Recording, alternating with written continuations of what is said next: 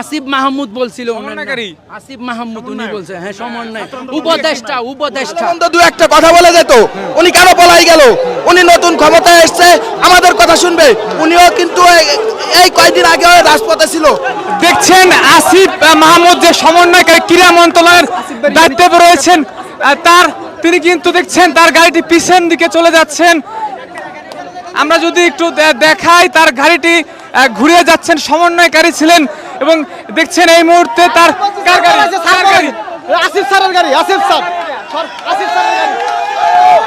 দেখছেন আসিফের গাড়ি কিন্তু চলে যাচ্ছে। এই মুহূর্তে সমন্বয়কারী রয়েছেন। কার গাড়ি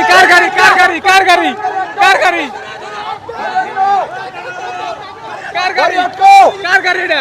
উপদেষ্টার গাড়ি, উপদেষ্টার গাড়ি। কি নাম কি? নাহিদ। দেখছেন গাড়ি কিন্তু সরে। কার গাড়ি এটা? আসিফ মাহমুদ নাম বলছিল উনি আমাকে, যখন বলছে উপদেষ্টা, হ্যাঁ উপদেষ্টা, উনি আমাকে নাম্বার দিছে, বলছে আপনারা লিখিত আকারে একটা দেন, আমাদের গাড়িটা ছাড় দেন, এতটুকু বলছে। পরে যখন আমরা উনাকে ছাড়ি নাই, উনি উনার ইচ্ছা মতো আবার ব্যাক করে চলে গেছে।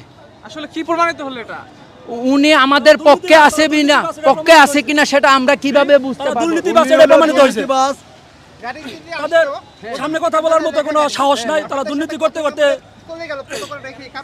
কথা বলছে, আমাদের সাথে কথা বলছে যে আপনারা একটা লিখিত আমাদেরকে দেন। আমি আসিফ মাহমুদ বলছিল, আসিফ মাহমুদ উনি বলছে, হ্যাঁ সমন্বয় উপদেষ্টা আসিফ মাহমুদ নাম হিসাবে বলছে, হ্যাঁ।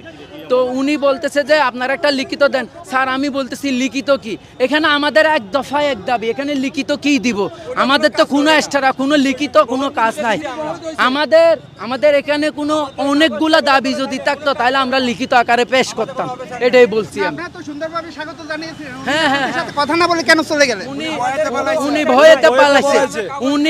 উনি নিজে যেহেতু এরকম একটা উদ্বোধন ঘটছিল, তাহলে উনি বুঝতে পারে আসলে উদ্বোধনটা কি জিনিস, উনি এই জন্য পালিয়ে গেছে। আপনারা নিরাপত্তা দিয়ে থাকেন এবং আপনারা বলছেন শান্তি শৃঙ্খলা ভাবে করবেন, তাহলে আপনাদের সাথে কথা বলে বিষয়টা তো উনাকে আমরা যখন মিডিয়ার সাথে কথা বলার জন্য উনাকে আমরা রিকোয়েস্ট করি, তখন উনি পালিয়ে যায়, গাড়ি ব্যাক করে পালিয়ে যায়, এটুকু।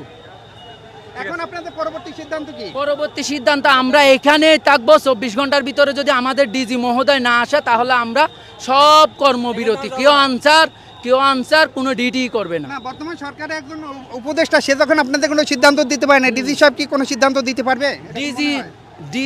ডিজি মহোদয় হচ্ছে আমাদের বাহিনীর প্রধান, উনাকে আমাদেরকে লাগবে, উনাকে সহ আমাদেরকে যে মন্ত্রণালয়ে যাওয়ার দরকার সেখানে যাইতে হবে, এটাই হচ্ছে মেন। আমাদের উনাকে ছাড়া আমরা কোনোভাবে রাজপথ থেকে যাব না। উনি সহ আমাদেরকে প্রধান উপদেষ্টার কাছে নিয়ে যাক বা স্বরাষ্ট্রমন্ত্রীর কাছে নিয়ে যাক বা তিন বাহিনী প্রধানের কাছে নিয়ে যাক, এটা আমরা উনাকেই সহ নিয়ে যাব। আচ্ছা, এখন আসিফ মাহমুদ যে আপনাদের সাথে কথা না বলে চলে গেল, আচ্ছা আপনার সাথে সমন্বয়ক আসিফ মাহমুদ কথা না বলে চলে গেল, এই বিষয়টা আপনারা কিভাবে দেখছেন সাধারণ আনসার বাহিনী হিসেবে? আমাদের পক্ষে উনারা নাই এখনো পর্যন্ত, এটাই আমি বুঝতে পারতেছি। উনি যদি একজন বিপ্লবী মানুষ হতো, একজন গণ উদ্বোধন থেকে উঠে আসা সে মানুষটা যদি আমাদের দুঃখ কষ্ট না বুঝে, তাহলে কি আসলে কি জাতির জন্য, ওরা কি আসলেই জাতির জন্য করছিল নাকি নিজের জন্য করছিল? এখানে আমার প্রশ্নটা।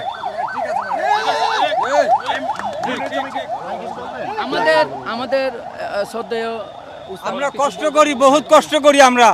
আমাদের চাকরি আছে 10 বছর, আমাদের কোনো পেনশন নাই। বাড়িতে গেলে আমরা খাজাতে যেতে হবে।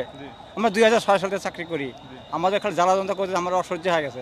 আমাদের পোলাপান লেখাপড়া করতে পারি না, বাবা মা ঠিক মতো খাতে দিতে পারি না, ওষুধপাতি কিনতে পারি না, আমাদের কোনো ব্যবস্থা নাই। আমাদের অফিসের যেগুলো আছে সম্পূর্ণ চোর, খালি টাকার ভুক্ত। আমার তো অনেক টাকা কাটে রাখছে, আমার কোনো টাকা পয়সা দেয় না। 16,000 বেতন, আমার কোনো চাকরি, আমাদের কোনো পাই না, আমরা খরচ করে খেতে পারি না, খুব কষ্ট হয় আমাদের। এই যে চাকরি শেষ, আমরা কি করে খাবো বাড়িতে? এখন 8 মাস 9 মাস 10 মাস আমার বাড়িতে বসে থাকা লাগে। মানুষের বাড়িতে কামলা দিয়ে সারা চাকরি করে দিতে, আবার কামলা দিস কেন? এটা কি ঠিক? এসে তো খাওয়া লাগে।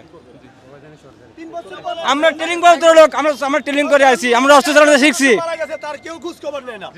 আমাদের এই যে সংস্কার আন্দোলনে যে আমাদের আনসার সদস্য, অগণিত আনসার সদস্য মারা গেছে, এটার কেউ কোনো খোঁজ খবর নেয় না।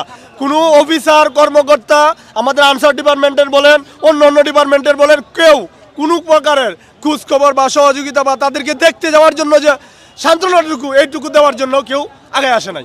এই হলো আমাদের আনসার ডিপার্টমেন্টের অবস্থা। দেখছেন এই মুহূর্তে কিন্তু আন্দোলন চলছে, বিক্ষোভ চলছে, এবং আমরা যদি একটু দেখাই যে আসিফ মাহমুদ ছিলেন যে কোটা আন্দোলন সমন্বয়কারী, এখন কিন্তু উপদেষ্টা হয়েছেন ক্রীড়া মন্ত্রণালয়। তার গাড়ির যখন পেয়েছিল তখন তার গাড়িতে ডেকে আনসার সদস্যরা কথা বলার চেষ্টা করছে। এক পর্যায়ে কিন্তু তোপের মুখে পড়ে যখন আনসার সদস্যরা গণমাধ্যম কর্মীদের সাথে কথা বলে আসিফ মাহমুদকে ক্রীড়া মন্ত্রণালয়ে যে দায়িত্বে রয়েছেন সেই গাড়ি কিন্তু এক সময় কিন্তু পিস ফেলে ব্যাক করে পালিয়ে যায়, যেটি কিন্তু আমাদের শুরু থেকেই গণমাধ্যমে দেখিয়েছি। বলেন এখন এই গাড়িটা কার? এই প্রটোকল কার? এটা ওই উপদেষ্টা স্যারের, বলেন। উপদেষ্টা স্যারের প্রটোকল। আমরা সবাই মিলে আমাদের এই দাবিটা ওনার কাছে তুলে ধরতে চাইছিলাম, কিন্তু উনি আমাদের দাবির কথা শুনে বলছে যে তোমাদের ডিজির সাথে আমি কথা বলবো, এই বলে আমাদের আর কিছু না বলে গাড়ি সাহা করে ব্যাক দিছে। পিছনে যদি আমাদের কোনো থাকতো হয়তো বা মরেও যেতে পারতো। উনি এইভাবে পলানো উনার ঠিক হয়নি। উনি ভালো মন্দ দু একটা কথা বলে যেত, উনি কেন পলাই গেল? উনি নতুন ক্ষমতায় এসছে, আমাদের কথা শুনবে। উনিও কিন্তু এই কয়েকদিন আগে রাজপথে ছিল, আমরাও রাজপথে আছি। আমাদের দুঃখ বোঝার জন্য উনার প্রয়োজন ছিল। উনার কাছে একটাই দাবি, এভাবে না বলে আমাদের কথা শুনতো, আমাদের প্রাণের দাবি শুনে নিত, শুনে আমাদের যে কোনো একটা সান্ত্বনা দিয়ে যেতে পারতো। উনি কোনো সান্ত্বনা না দিয়ে উনি বরাবর গাড়ি ব্যাক ফিরে চলে গেলেন। এই গাড়িটি কার? এই যে প্রটোকলে আসলো কার গাড়ি? এটা উনারই প্রটোকল।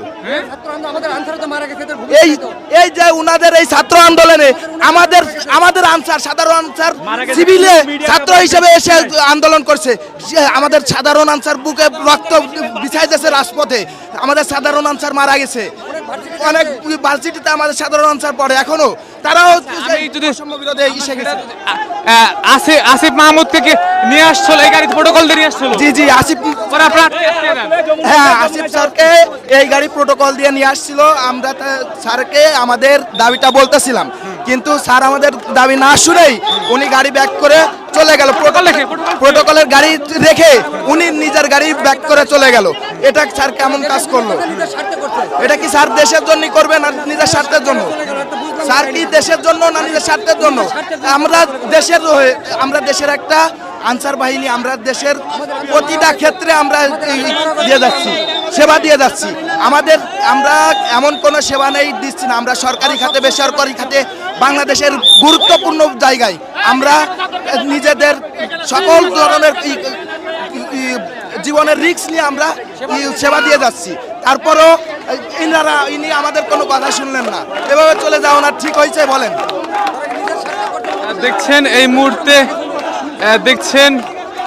এই মুহূর্তে কিন্তু আনসারের যে আসিফ মাহমুদের যে গাড়িটি ছিল সেই গাড়ির যে প্রটোকল, সেই প্রটোকলটা দেখছেন এই মুহূর্তে আটকে রয়েছে এবং তাদের কিন্তু এখন পর্যন্ত ছাড়েনি। আমরা যদি দেখাই এই মুহূর্তে দেখছেন, লাইক দিন, সাবস্ক্রাইব করুন, সাথে থাকুন।